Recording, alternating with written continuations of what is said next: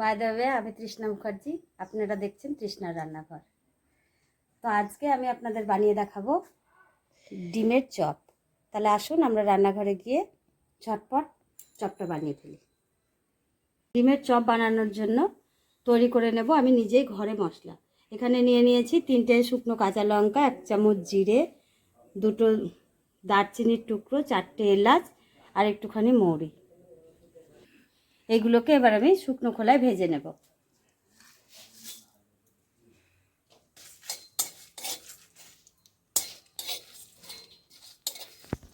মশলাটা আমার ভাজা হয়ে গেছে। মশলাটা আমি এবারে নামিয়ে ফেললাম। একটু ঠান্ডা হতে দেবো, তারপরে গুঁড়ো করে নেব।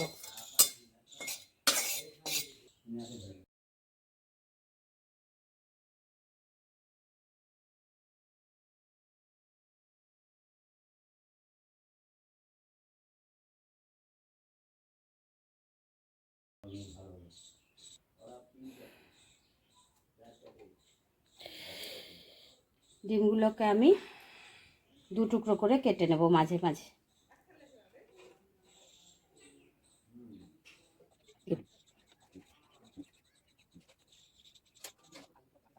করে ছড়িয়ে দিলাম আন্দাজ মতো লবণ।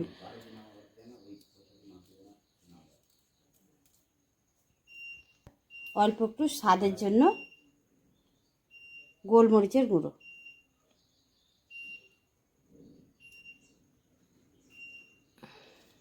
ডিমের নিজস্ব কোনো স্বাদ নেই, তাই এই মশলাগুলো দিয়েই স্বাদটা বের করতে হবে। তো অল্প একটু ঝাল লঙ্কার গুঁড়ো।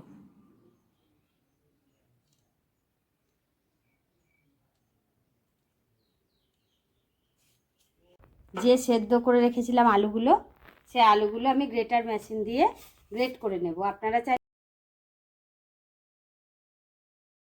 গ্যাস অন করে প্রথমে কড়াইতে সাদা তেল খানিকটা দিয়ে দিলাম।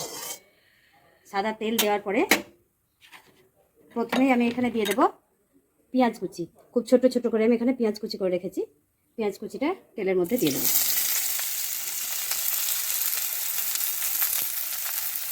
আলুটাকে গ্রেট করে এত সুন্দর হয়েছে।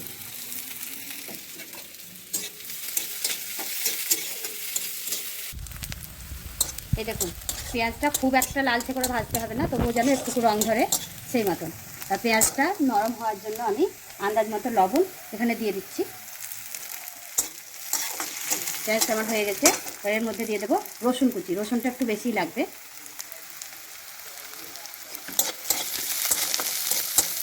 রসুন কুচি দেওয়া হয়ে গেছে। এখানে রয়েছে আদা কুচি আর কাঁচা লঙ্কা কুচি, এটাও আমি ওর সঙ্গে মিশিয়ে দেবো। ব্যাস, এবার এগুলোকে একটুখানি ভাজবো। এখানে জিরে গুঁড়ো আর ধনে গুঁড়ো একসঙ্গে মিক্সড করা আছে, এটা আমি ছোটো চামচের 2 চামচ এখানে দিয়ে দেবো। ঝাল তো ওখানে ডিমের মধ্যে দিয়েছি, লাল লঙ্কার গুঁড়ো, আর এখানে কাঁচা লঙ্কা কুচানো দিয়েছি। তো এখানে ঝাল আমি আর দেবো না, তাহলে ভীষণই ঝাল হয়ে যাবে। যেহেতু আমার ওটা অল্প 3টে ডিমের বানাচ্ছি আমি, এখানে আমি কালার করার জন্য 1 চামচ কাশ্মীরি লঙ্কা গুঁড়ো দিয়ে দেবো।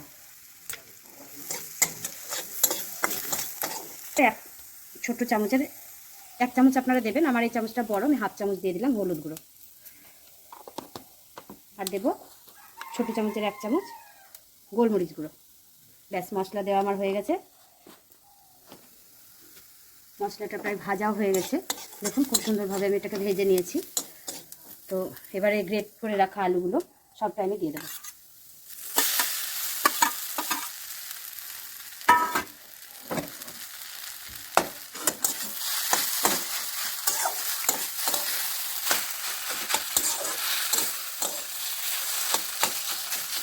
এভাবে পুরো মশলাটা আলুর সাথে আমি মিক্স করে নেব। দেবো আলুতে কিন্তু আমি লবণ দিইনি, পেঁয়াজের জন্য অল্প একটু লবণ দিয়েছিলাম। তো আলুতে স্বাদ আসার জন্য আমি আরও ছোটো চামচের 1 চামচ মতো লবণ এখানে দিয়ে দিলাম। লবণটা খুব সাবধানভাবে দেবেন, কেননা ডিমের মধ্যেও লবণটা দেওয়া রয়েছে, আবার আলুর মধ্যেও দিলাম। সুতরাং আর লবণ কিছুতেই লাগবে না, আর ডিমটাতে একটু লাগতেও পারে। দেখালাম যে মশলাগুলো আমি ভেজে নিলাম, সেই মশলাটা গুঁড়ো করে রেখেছি, ওটা আমি পরিমাণ মতো, মানে এখানে 1 চামচ মতোই লাগবে। তো এটা আমি মিক্সড করে দিলাম। তাহলে আমার আলুটা দেখুন খুব সুন্দর ম্যাশ হয়ে গেছে। এবারে আলুটা আমার এখানে হয়ে গেছে। তো কিছুটা ধনেপাতা ছড়িয়ে দিয়ে আমি আলুটাকে নামিয়ে নেব। গরমের দিন ধনে পাতাগুলো একটু পেকে পেকে গেছে। ধনে পাতাটা ছড়িয়ে দিয়ে আলুটা এবার আমি নামিয়ে নেব।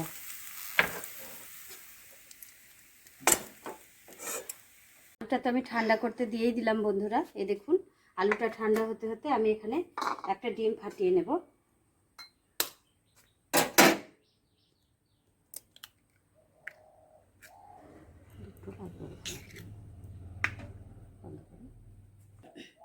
এখানে নিয়ে নিচ্ছি আমি 2টো ডিম।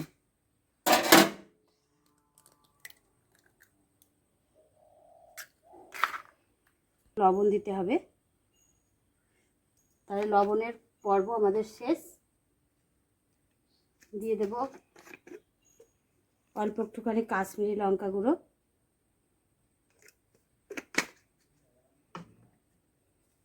আর অল্প একটু গোলমরিচের গুঁড়ো,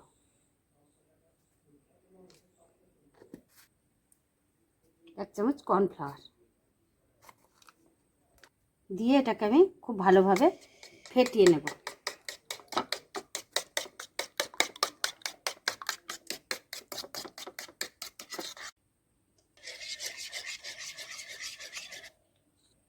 দেখুন বন্ধুরা, আমি আলুগুলোকে গোল গোল করে পাকিয়ে নিয়েছি। এবারে 2 হাতের তলায় বেশ সুন্দরভাবে চাপ দিয়ে বড় করে ডিমটাকে বসিয়ে ঠিক এইভাবে মুড়ে দেবেন। এবার আপনারা যেরকম শেপ দেবেন, কেউ গোল, কেউ লম্বা, কেউ আবার ডিমের আকারে, ঠিক তেমনিভাবে হবে। আমি এইভাবে সবগুলোই বানিয়ে নেব।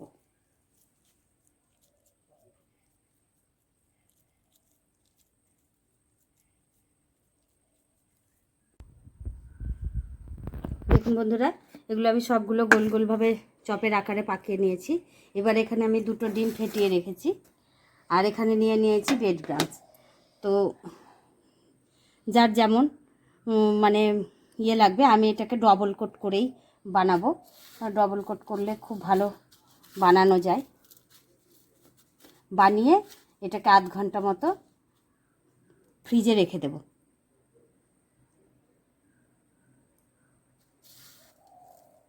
এইভাবে আমি সবগুলোই কোট করে নেব। বন্ধুরা, আমাদের তেলটা গরম হয়ে এসছে, তেলটা আমাদের চলে এসছে। এবারে এগুলো ছেড়ে দেওয়ার পালা।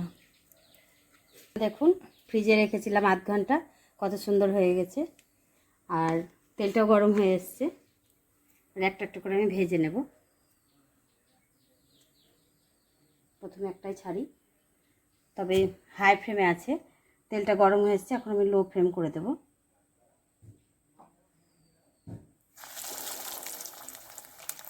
আর যেহেতু ডুবো তেলে নয়, সেই অর্থে আমাকে ওপরে ওপরে তেলগুলো ছড়িয়ে দিতে হবে, তাহলে ফেটে যাওয়ার ভয়টা থাকবে না আর কি।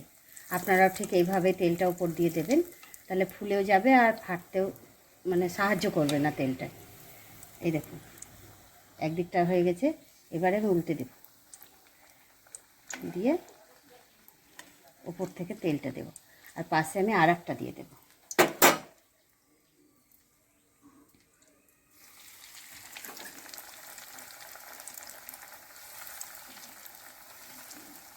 এইভাবে সবগুলোই আমি ভেজে নেব,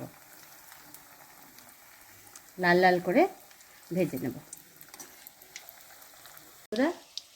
এই লাল বাদামি করে আমি সবগুলোই ভেজে নিয়েছি। দেখুন কত সুন্দর ভাজা হয়ে গেছে।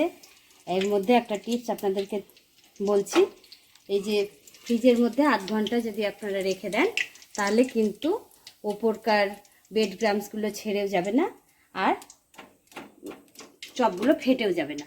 দেখুন কত সুন্দর হয়েছে, একদম বলের মতন বড় বড়, একদম রেস্টুরেন্টের মতন, দোকানের মতন হয়েছে।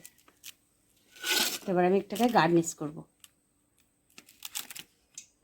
দেখলেন তো বন্ধুরা, এই দেখুন কত সুন্দর আমি ডিমের চপগুলো বানিয়ে ফেলেছি। খুব কম উপকরণের মধ্যে ঘরে থাকা জিনিস দিয়েই এই চপগুলো বানিয়ে ফেললাম। আপনারাও আমার এই ভিডিওটি দেখে বাড়িতে বানিয়ে ছোট থেকে বড় সবাইকে দেবেন, বাচ্চাদের, বুড়োদের, স্বামীদের সবাইকে খাওয়াবেন। আর খুব নিত্য নতুন ভিডিও পাওয়ার জন্য আমার চ্যানেলটিকে ইউটিউবে সাবস্ক্রাইব করবেন। নমস্কার। একটা আপনাদেরকে আমি ভেঙে দেখাচ্ছি।